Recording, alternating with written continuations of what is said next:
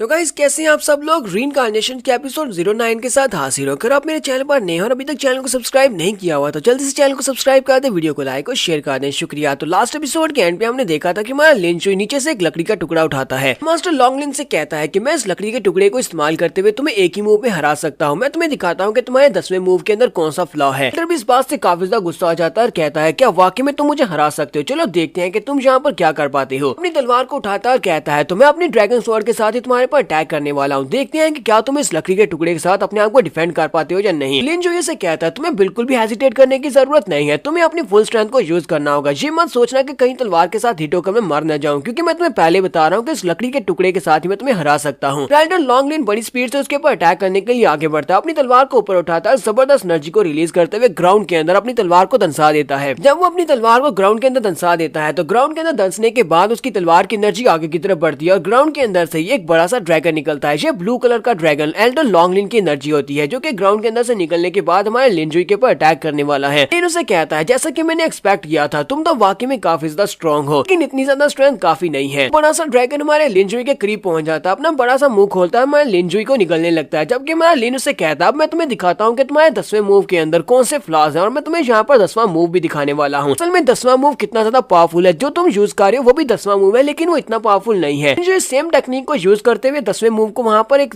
Stick के साथ apply करता है और स्टिक के साथ उसका जो येलो कलर का ड्रैगन होता है वो निकलता है और उसका जो गोल्डन कलर का ड्रैगन साइज में उस ब्लू कलर के ड्रैगन से बहुत ज्यादा बड़ा होता है और उसकी एनर्जी भी बहुत ज्यादा होती है। तो वो बड़ी आसानी के साथ उस ब्लू कलर के ड्रैगन को वहाँ पर डिस्ट्रॉय कर देता है और उसे डिस्ट्रॉय करने के बाद राइडर लॉन्गलिन की तरफ आगे बढ़ता है। वो भी इस बात से बहुत ज्यादा हैरान होते हैं और कहते हैं ये तो वाकई में 10th फॉर्म है, ये तो ड्रैगन स्केल टेक्निक की 10th फॉर्म है, लेकिन इस लड़के ने इसको कैसे मास्टर कर लिया। और ऊपर से ये सिर्फ और सिर्फ एक स्टिक को यूज करते हुए 10th फॉर्म को परफॉर्म कर रहा है। उस ड्रैगन के उसके करीब पहुंचने के बाद इसका मतलब यह है कि मास्टर लॉन्गलिन हार चुके हैं। वो वहीं पर अपने घुटने टेक देते हैं और हमारा लिनजुई उसके कंधे के ऊपर आकर अपना लकड़ी का टुकड़ा रखता है और कहता है तुम हार गए हो। तो लॉन्गलिन भी कहते हैं हाँ तुम जीत गए हो। साथ ही वो उसे कहता है मुझे ये बताओ कि तुम्हें इसकी 10th फॉर्म के बारे में कैसे पता है, क्योंकि मैंने अभी तक इसको सही तरह से मास्टर नहीं कर पाया। लिनजुई से कहता है क्या तुम्हें पता है कि जो 10th फॉर्म है वो पहले की 7 फॉर्म से ही बनी है। पहले की 7 फॉर्म अगर तुम्हें अच्छे से आती है तुम उसमें से 10th फॉर्म को अपग्रेड करके उसको बना सकते हो। लिनजुई से कहता है क्या तुम्हें परफॉर्म नॉलेज के बारे में कुछ भी पता है। अगर तुम्हें परफॉर्म नॉलेज के बारे में कुछ भी नहीं पता इसका मतलब यह है कि मैं तुमसे ज्यादा पावरफुल और ज्यादा हाई लेवल का हूँ। एल्डर लॉन्गलिन से कहता है ठीक है फिर मैं अपनी हार को मानता हूँ और मैं तुमसे ये भी जानना चाहता हूँ कि तुम कौन हो, तुम्हारा नाम क्या है, क्योंकि तुमने यहाँ पर मुझे बहुत ही अच्छे से गाइड किया है। लिनजुई से कहता है मेरा नाम लिनजुई है। इसी वक्त जियान जी आगे बढ़ती है और उसे कहती है एल्डर लॉन्गलिन ये हमारे नए सेंट किंग है। कुछ दिन पहले हमारी सेक्टर चीफ सुजन ने इन्हें हमारा नया सेंट किंग बनाया है। ये बात सुनने के बाद एल्डर लॉन्गलिन कहती है ये तो बहुत ही अच्छी बात है, सुजन ने एक बहुत ही अच्छा फैसला लिया है। अगर इसको सेंट किंग बनाया है ये तो वाकई में एक यंग हीरो है, क्योंकि इसने यहाँ पर जो भी टेक्निक्स को यूज किया है वो टेक्निक्स को आम इंसान तो बिल्कुल परफॉर्म नहीं कर सकता। सेंट किंग से कहता है सेंट किंग लिनजुई क्या तुम यहाँ पर मुझे ये सब कुछ सिखाना चाहोगे? अगर तुम चाहो तो मैं तुम्हें अपने मास्टर के तौर पर भी मान सकता हूँ, तुम मुझे ये वाली टेक्निक सिखा सकते हो। साथ ही वो अंदर से सोच रहा होता है कि ये बंदा बहुत ज्यादा पावरफुल है, इसका अपनी ब्रिलियंट की और साथ में अपनी टेक्निक्स के ऊपर पूरा कंट्रोल है। अगर ये मुझे सिखाएगा तो मैं बहुत ही जल्दी 10th फॉर्म को अच्छे से सीख सकता हूँ। जो इसे कहता हाँ ये तो बहुत ही आम सी बात है, मैं तुम्हें सिखाऊंगा, क्यों नहीं सिखाऊंगा। मैं यहाँ पर तुमसे एक और बात करने के लिए आया हूँ, मुझे तुम्हारी मदद की जरूरत है, क्योंकि बहुत ही जल्दी हॉन्गमैंग टूर्नामेंट होने वाला है और मैं चाहता हूँ कि हॉन्गमैंग टूर्नामेंट में तुम भी हमारे साथ हो। अगर तुम वहाँ पर हमारी मदद करोगे तो हम लोग आसानी से टूर्नामेंट को जीत पाएंगे। तो एल्डर लॉन्गलिन से कहते हैं मुझे पता है कि तीनों बड़े सेक्टर्स में से मेरी पावर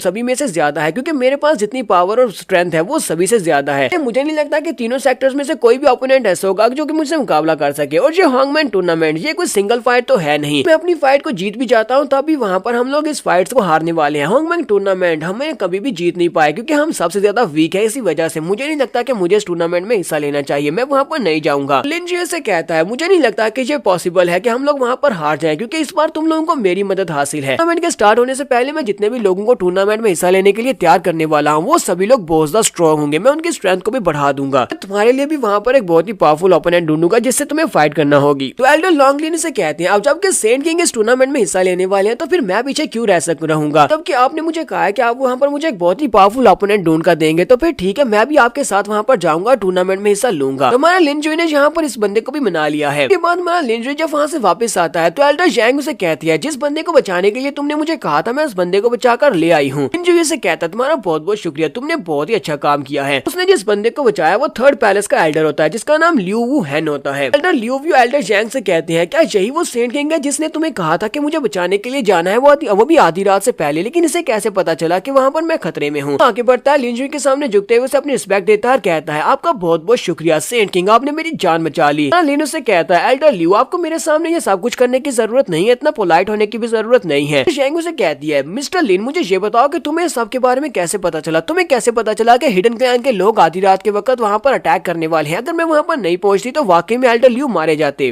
लिन उनसे कहता है जहाँ पर अगर हम लोग हिडन सेक्टर की बात करें तो हिडन सेक्टर अकेला नहीं है, बल्कि वहाँ पर और भी बहुत सारे क्लैंस हैं जो कि आपस में मिलकर रिबेल कर रहे हैं। यहाँ पर सही टाइम आएगा मैं तुम सभी लोगों को इस बारे में और ज्यादा इन्फॉर्मेशन दूंगा, मैं उन सभी क्लैंस के बारे में बताऊंगा कौन कौन हमारे खिलाफ है। उसी वक्त जियांची भागती हुई वहाँ पर आती है और कहती है मैं सेक्टर चीफ की तरफ से मैसेज लेकर आई हूँ, उन्होंने सभी के सभी एल्डर साथ में सेंट किंग उन सभी को मेन हॉल में बुलाया, वहाँ पर एक एल्डर्स की मीटिंग होने वाली है। लिन कहता है चलो ठीक है हम लोग जल्दी से मेन हॉल में चलते हैं और जाकर देखते हैं कि मीटिंग में क्या होने वाला है। तब ये लोग मेन हॉल की तरफ जा रहे होते हैं तो उसी वक्त एल्डर जैंग एल्डर लियू से कहती है एल्डर लियू कल जहाँ पर फाइट हुई थी एल्डर जानजू के साथ हमारे सेंट किंग की फाइट हुई थी, क्योंकि वो इसको बिल्कुल भी पसंद नहीं करते। मुझे लगता है कि आज भी हमें मीटिंग हॉल में इसी वजह से बुलाया गया है। मैं यहाँ पर सेंट किंग का साथ देने वाली हूँ, अगर वहाँ पर इसी बारे में बात की जाती है तो मैं चाहती हूँ कि आप भी यहाँ पर हमारे सेंट किंग का साथ दें और एल्डर जानजू के खिलाफ बात करें। एल्डर लियू से कहते हैं इस बंदे ने मेरी जान बचाई है तो इसके लिए अगर मुझे अपनी जान भी देना पड़े तो वो हाजिर है, मुझे पता है कि ये एक अच्छा इंसान है तो फिर मैं इसके लिए वहाँ पर बात करूंगा, एल्डर जानजू के खिलाफ जाने को भी तैयार हूँ। हमारा लिंजुई उनसे कहता है बस भी करो, मुझे नहीं लगता कि जहाँ पर ये वाली बात की जाने वाली है, चलो जहाँ पर चलते हैं और जाकर अंदर देखते हैं वहाँ पर क्या होने वाला है। साथ ही वो सोच रहा होता है मुझे लगता तो नहीं है कि जानजू यहाँ पर कुछ भी करने वाला है, क्योंकि उन लोगों के साथ मैंने अपने मसले को सेटल कर लिया था। ये सभी लोग मेन हॉल में चले जाते हैं तो उनकी सेक्टर चीफ सुजरिन उन लोगों से कहती है मुझे अभी भी एक एल्डर की तरफ से एक नोटिफिकेशन मसूल हुआ है, मुझे पता चला है कि रेड हीवन पवेलियन का एक एल्डर यहाँ पर आने वाला है। रेड हीवन पवेलियन से एक एल्डर जिसका नाम जाओ जा है वो पर्सनली यहाँ पर आने वाला अपने कुछ लोगों के साथ, वो हमारे सेक्टर को विजिट करने के लिए आने वाला है। रेड हीवन पवेलियन वाले हमारे दुश्मन है, वो हमेशा से हमारे खिलाफ ही रहे हैं, लेकिन अब जबकि हॉन्गमैंग टूर्नामेंट स्टार्ट होने वाला है इससे पहले उनके यहाँ पर आने का क्या मकसद हो सकता है, वो यहाँ पर विजिट करने के लिए क्यों आ रहे हैं। ऊपर से सीनियर याओ शुई खुद से यहाँ पर आने वाले हैं, मुझे इस बात की बिल्कुल भी समझ नहीं आ रही अचानक से यहाँ पर उनके विजिट करने का क्या मकसद हो सकता है। मुझे ये बताओ कि तुम सभी लोग इस विजिट के बारे में क्या सोचते हो कि हमें यहाँ पर क्या करना चाहिए। लिन जियन से कहता है मुझे लगता है कि वो नेचुरली यहाँ पर हमारी स्ट्रेंथ को मापने के लिए आ रहे हैं, वो देखना चाहते हैं कि हॉन्गमैंग टूर्नामेंट के लिए हम लोगों ने कितनी ज्यादा तैयारी की है। यहाँ पर एक और एल्डर होता है जिसका नाम मोही होता है, वो उसे कहता है सेंट किंग मुझे लगता है कि तुम्हें यहाँ पर इस बात के ऊपर और ज्यादा ध्यान देना चाहिए, वो लोग हमारी स्ट्रेंथ को मापने के लिए यहाँ पर क्यों आएंगे जबकि उन्हें अच्छी तरह से पता है कि हम लोग बाकी के सारे क्लैन से बहुत ज्यादा वीक हैं और कभी भी हम लोग टूर्नामेंट को नहीं जीते, इसलिए किसी को भी यहाँ पर आकर हमारी स्ट्रेंथ को जांचने की जरूरत नहीं है, वो किसी और मकसद से आ रहे होंगे। दूसरे एल्डर जिसका नाम जाओ मिंग होता है वो कहते हैं फर्स्ट एल्डर ने बिल्कुल ठीक कहा है, मुझे लगता है कि सेंट किंग अभी छोटे हैं, उन्हें सबके बारे में कुछ भी समझ नहीं है, उन्होंने यहाँ पर ऐसी ये बात कर दी है। एल्डर जानजू यहाँ पर काफी गुस्सा हो जाते हैं, वो टेबल पर हाथ मारते हुए कहते हैं तुम सभी लोग हमारे सेंट किंग के बारे में इस तरह बात कैसे कर सकते हो, तुम्हें लगता है कि हमारे सेंट किंग ने यहाँ पर बात गलत की है। मुझे लगता है कि हमारे सेंट किंग ने यहाँ पर जो भी गैस किया वो बिल्कुल ठीक गैस किया है, मुझे लगता है कि वो लोग यहाँ पर हमारी स्ट्रेंथ को मापने के लिए आने वाले हैं, इसी वजह से तुम्हें सभी लोगों को यहाँ पर इस बात को मानना चाहिए। तुम एल्डर्स यहाँ पर अपने मुंह से ये बात कह रहे हो कि हम लोग कमजोर हैं, तुम्हें शर्म आनी चाहिए, तुम ऐसी बात कैसे कर सकते हो, हालांकि हम लोग डिक्लाइन में लेकिन फिर भी किसी वक्त भी कुछ भी हो सकता है, हम लोग किसी वक्त भी पावर को गेन कर सकते हैं। तो वो दोनों ही एल्डर्स की बात सुनने के बाद हैरान होते हैं और कहते हैं कल तो ये लोग आपस में फाइट कर रहे थे, आज देखो यहाँ पर ये इसके हक में बात कर रहा है, पता नहीं अचानक से इस लड़के ने इसके साथ क्या किया है जो ये यहाँ पर इस लड़के के साथ दे रहा है। दूसरी तरफ सुजरिन भी इसी बारे में सोच रही होती है कि एल्डर जानजून को क्या हो गया कि ये यहाँ पर इस लड़के का साथ दे रहे हैं। सुजरिन उनसे कहती है मुझे भी यहाँ पर सेंट किंग की बात में दम लगता है, मुझे लगता है कि वो यहाँ पर हमारी स्ट्रेंथ को जांचने के लिए आ रहे हैं, लेकिन मुझे ये बताओ कि अब हमें करना क्या चाहिए। याओ शू एक बहुत ही पावरफुल एल्डर है, वो यहाँ पर अगर हमारी पावर्स को टेस्ट करने के लिए आ रहे हैं तो हमें आगे से रिस्पॉन्ड कैसे करना चाहिए। लिंजुई कहता है ये बात तो बहुत ज्यादा सिंपल है, जब वो लोग यहाँ पर पहुंचेंगे, यहाँ पर आकर हमारे साथ कुछ मुश्किल क्रिएट करेंगे तो हम उनमें से कुछ लोगों को मार देंगे और उन्हें एक वार्निंग देंगे। वहाँ पर एक और एल्डर होते हैं जो कि फिफ्थ पैलेस के एल्डर है जिसका नाम डी जैंग होता है। डी जैंग कहते हैं हम लोग ऐसा बिल्कुल भी नहीं कर सकते, वो हमसे ज्यादा स्ट्रॉन्ग है और हम लोग उनसे काफी ज्यादा कमजोर है, अगर हम उन आए हुए मेंबर्स में से किसी को मार देते हैं से तो वो बहुत ज्यादा गुस्सा हो जाएंगे और रेड हीवन पवेलियन के लोग हमारे पूरे के पूरे सेक्टर के सभी मेंबर्स को मार डालेंगे। और एल्डर जिसका नाम जिन कुई होता है वो कहते हैं मैं भी इस बात से डिसएग्री करता हूँ कि हमें उन मेंबर्स को मारना नहीं चाहिए। अब एल्डर जानजू फिर से बीच में बोलते हैं और कहते हैं मुझे लगता है कि सेंट किंग का प्रपोजल बहुत ज्यादा अच्छा है, जैसे वो लोग यहाँ पर आएंगे एल्डर जानजू के कुछ साथियों को हम लोग मार डालेंगे, इससे उन लोगों को पता चलेगा कि हम लोग कितने ज्यादा स्ट्रॉन्ग है, उन्हें एक वार्निंग मिलेगी, उन लोगों को पता चल जाएगा अगर कोई भी यहाँ पर हमें प्रवोक करेगा, कोई भी हमें गुस्सा दिलाएगा तो हम उसे मार डालेंगे, फिर चाहे वो रेड हीवन पवेलियन के लोग ही क्यों ना हो। फर्स्ट और सेकंड एल्डर दोनों वहाँ पर खामोश बैठे होते हैं, जबकि एल्डर लॉन्गलिन उन लोगों से कहते हैं हमारे सेंट किंग यंगर जनरेशन के एक हीरो है, ये बहुत ज्यादा पावरफुल है और उन्होंने जो आइडिया दिया है वो बहुत ज्यादा अच्छा है, इनके अंदर बहुत ज्यादा करेज है, इसी वजह से हमें इनका साथ देना चाहिए। वो कहते हैं मैं भी इनके साथ हूँ। बाकी के तीनों एल्डर जिन लोगों ने डिसएग्री किया था वो बहुत हैरान होते हैं और कहते हैं लॉन्गलिन तो कभी भी यहाँ पर हमारी मीटिंग में आता भी नहीं है और आज हमारी मीटिंग में आने के बाद इस लड़के का साथ दे रहा है। इस लड़के छोटे सेंट किंग ने इन सभी के ऊपर कौन सा जादू कर दिया है कि ये सभी लोग यहाँ पर इसी का साथ दिए जा रहे हैं। एल्डर लियो और इसके साथ एल्डर जैंग वो भी कहती है कि हम लोग भी यहाँ पर सेंट किंग का साथ देंगे, हम लोग भी इस बात से एग्री करते हैं। चीफ उनसे कहती है जबकि ज्यादातर एल्डर ने यहाँ पर इस बात की हिमायत की है, लोग उन लोगों में से कुछ लोगों को मार देंगे। फिर मुझे ये बताओ कि कल अगर एल्डर जाओ जैंग यहाँ पर आने के बाद हमें चैलेंज करते हैं तो एल्डर जाओ जाओ के साथ उनके लोगों के साथ कौन यहाँ पर फाइट करेगा, हमारी तरफ से कौन सा फाइटर उन लोगों के साथ फाइट करेगा और इस काम को पूरा करेगा। यहाँ पर हम लोग अपनी एपिसोड 9 का एंड करेंगे और कल के एपिसोड में देखेंगे क्या ये वाकई में रेड पवेलियन से आए हुए एल्डर के चैलेंज को एक्सेप्ट करने के बाद उनके लोगों को यहाँ पर मार डालेंगे। एपिसोड की एक्सप्लेनेशन अच्छी लगी हो तो कमेंट करके जरूर बताइएगा। चैनल को सब्सक्राइब कर दे, वीडियो को लाइक और शेयर कर दे। शुक्रिया।